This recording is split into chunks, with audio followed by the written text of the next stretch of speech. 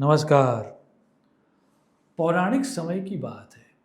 उज्जैन नगर में एक दक्ष नामक व्यापारी रहता था। जैसा कि उसका नाम था दक्ष, वैसे ही वह अपने व्यापार में काफ़ी स्किलफुल था, लेकिन बड़ा ही लालची था। पैसे उसके पास बहुत थे, घर भी बहुत बड़ा था, लेकिन फिर भी लालच उसके मन में सदैव बनी रहती थी।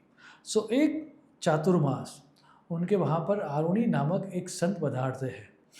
उनको अच्छी जगह पर रहने की व्यवस्था वो करते हैं, लेकिन बात बात में ऑल द टाइम दक्ष ये जता देता था कि मैं आपकी सेवा तो कर रहा हूँ, लेकिन बदले में मुझे कुछ चाहिए, सो मेरा ध्यान रखना।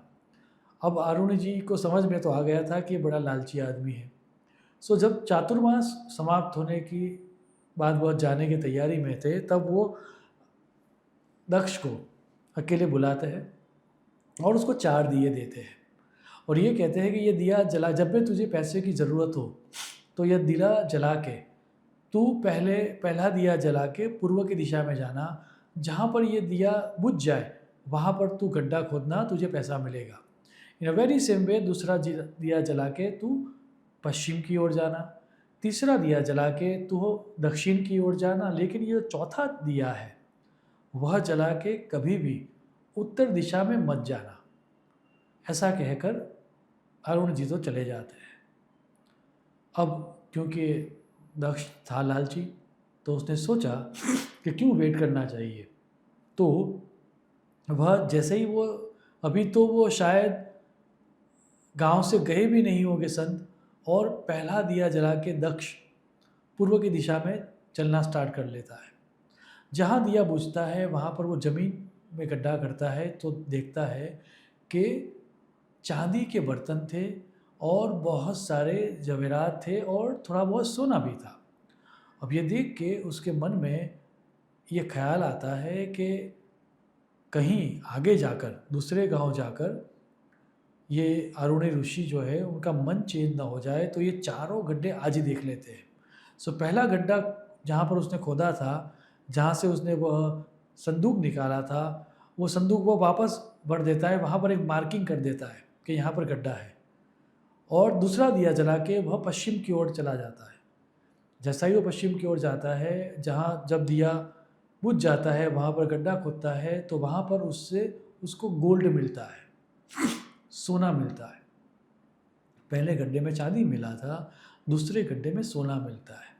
तो अब उसको लगता है कि जैसे जैसे गड्ढे की दिशा चेंज हो रही है, पहले दिए में मुझे चांदी मिली, दूसरे दिए में मुझे सोना मिला, तो तीसरे दिए में अवश्य उससे भी बेहतर मिलेगा। तो अब दूसरा गड्ढा भी वो वापस भर देता है और वो जो संदूक मिला था उसको वापस रख देता है गड्ढे में, वहाँ पर भी मार्किंग कर देता है। अब वो जाता है दक्षिण दिशा में। दक्षिण दिशा में जाकर भी वह गड्ढा खोदता है और वहाँ पर से उसको हीरे मिलते हैं, बड़े बड़े रत्न मिलते हैं। अब तीसरा गड्ढा भी वह वापस भर देता है और मन में ये सोचता है कि मुझे लगता है कि जैसे जैसे पहले में चांदी, दूसरे में सोना, तीसरे में डायमंड्स और रत्न, चौथे में भी अवश्य कुछ बड़ा होना चाहिए। लेकिन ये जो ऋषि थे वह शायद चाहते थे कि वो चौथा उत्तर दिशा में जो खजाना है वह उनको ही मिले, इसीलिए मुझे ना बोला है। लेकिन मैं तो सुनने वाला हूँ नहीं, तो वो चौथा दिया जलाता है, उत्तर दिशा की ओर चल जाता है। जब दिया बुझता है तो देखता है तो सामने एक बड़ा राजमहल था। वो राजमहल के अंदर जाता है और देखता है तो उसकी चारों ओर हीरे, चांदी, मोती, सोने से भरे हुए संदूक पड़े हुए थे।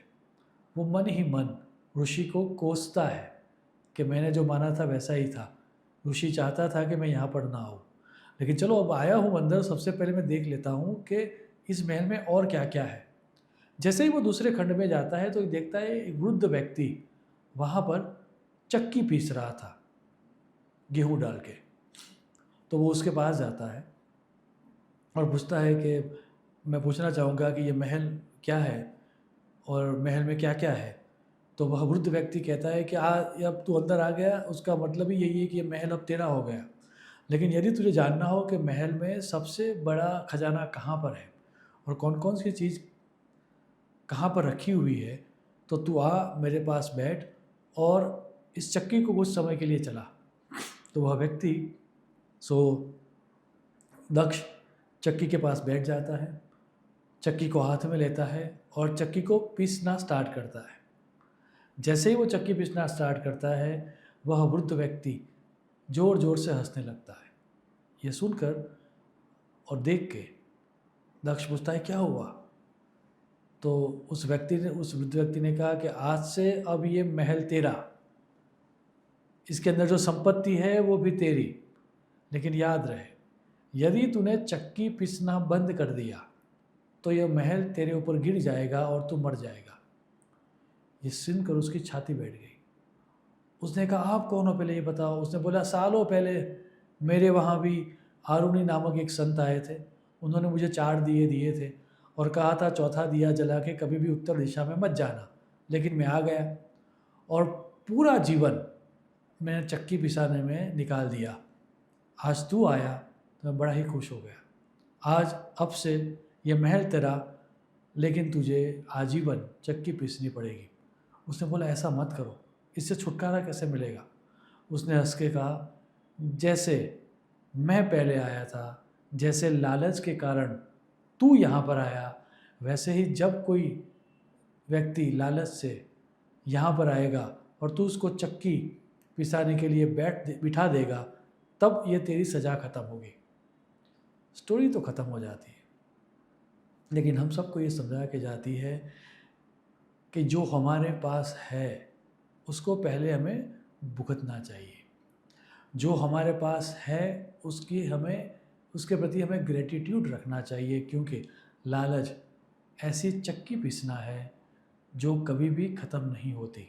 और यदि हमने ग्रीड में आकर हमारे एफर्ट्स को बढ़ाते ही रहे तो आजीवन उस दक्ष की तरह हमें चक्की पीसनी पड़ेगी और जो हमारे पास ऑलरेडी था वो सब हमसे चला जाएगा। इसीलिए शास्त्रों में कहा गया है कि लालच सबसे बड़ा दुश्मन है। शुभम भवतु। प्रणाम।